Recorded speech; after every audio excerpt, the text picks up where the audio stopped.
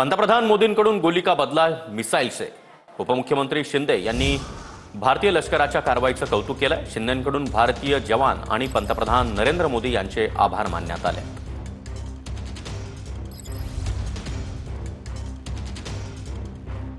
ईट का जवाब पत्थर से, खून का बदला खून से, ही प्रत्येकाच्या देशवासियाच्या मनातली इच्छा होती आणि खऱ्या अर्थाने ईट का जवाब पत्थर से नहीं तर गोली का जवाब मिसाइल से आज दिलेला है। मी हे म्हणेन, उन्होंने चुन चुन के मारा था, भारत उन्हें ढूंढ ढूंढ कर मारेगा और हमारे जो पर्यटक है उनका बलिदान व्यर्थ न जाने देगा।